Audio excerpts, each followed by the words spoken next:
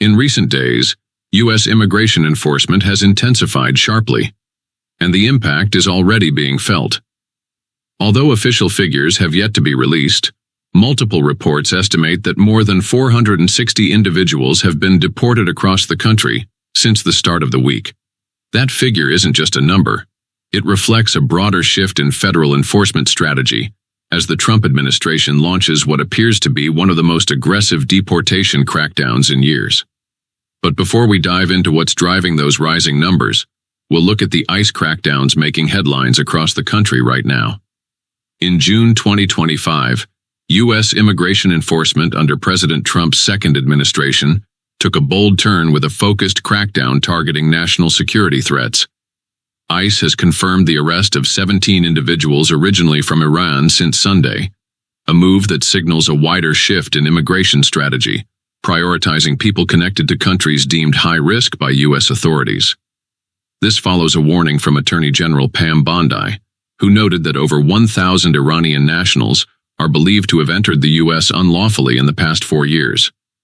According to DHS insiders, the arrests occurred across multiple states, and at least one suspect is under investigation for alleged ties to a foreign paramilitary organization, specifically Iran's Islamic Revolutionary Guard Corps. ICE has cited national security concerns and previous criminal convictions as the justification for these operations. This effort is part of a broader enforcement strategy now unfolding under the Trump administration, one that includes biometric surveillance, interagency data sharing with the FBI and ATF, and real-time monitoring of individuals flagged as high risk by federal systems. Let's break down the major arrests and what they reveal about the federal government's current priorities. According to official ICE posts from June 25th and 26th, agents have detained at least 6 Iranian nationals across 4 states since June 22nd, many with long-standing deportation orders or serious criminal convictions. In San Francisco, ICE arrested Bahman Alizadeh Asfastani, who was first ordered removed 25 years ago but never left. He has convictions for drug trafficking and theft, and had reportedly evaded deportation since the late 1990s. In St. Paul, Minnesota, federal agents detained Mehran Makari Saheli, an unauthorized migrant originally from Iran, who, according to ICE, has alleged ties to Hezbollah and served with Iran's Revolutionary Guard Corps. He had been convicted in Minnesota for felony firearm possession and received a final removal order in 2022. On June 26th, ICE confirmed the arrest of Hamid Reza Bayat, who had ignored a 2005 removal order for nearly 2 decades.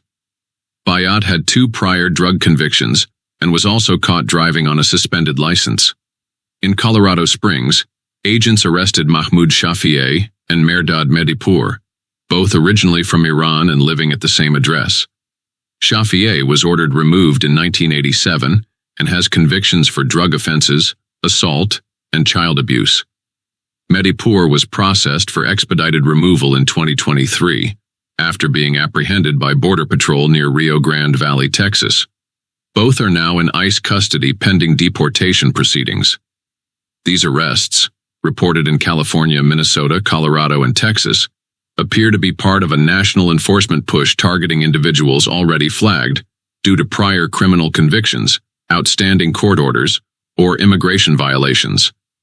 In many of these cases, suspects had remained in the U.S. for years, despite legal removal orders. ICE officials emphasized that these arrests were not based solely on nationality, but rather on individual threat assessments, including prior felony convictions, skipped court dates, or alleged ties to foreign military or extremist groups. In the past several days, an estimated 460-plus people have been deported from the United States, part of what immigration analysts are calling a sharp uptick in enforcement activity. While ICE has not issued a formal nationwide total, this number reflects compiled data from local media, detention logs, and field office updates. This recent surge includes a mix of court-ordered removals, reinstated deportations, and expedited returns, with heavy activity in Texas, California, Colorado, and Minnesota. Many of those removed had prior convictions or were detained during recent DHS operations. Some were deported within 48 hours through fast-track procedures. Others had been held in long-term detention. Observers say this signals a return to large-scale enforcement not seen since the first Trump term. And according to multiple sources inside the system, the real number of deportations may already be significantly higher. What makes this wave so notable isn't just the scale, but the speed. Sources confirm that ICE field offices have shifted to extended operations, with coordination from CBP, the U.S. Marshals Service, and local law enforcement under revived 287G programs.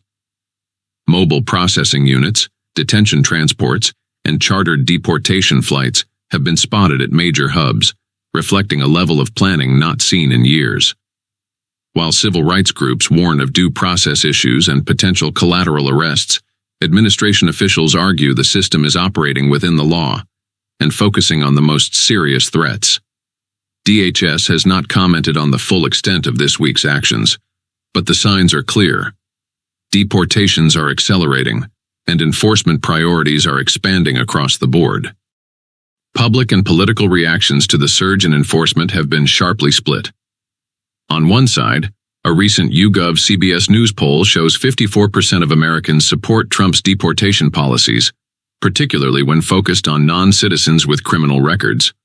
While hundreds marched in St. Louis and Kansas City in recent weeks chanting, "We are not the enemy," protesting what they call aggressive, unjustified ICE raids.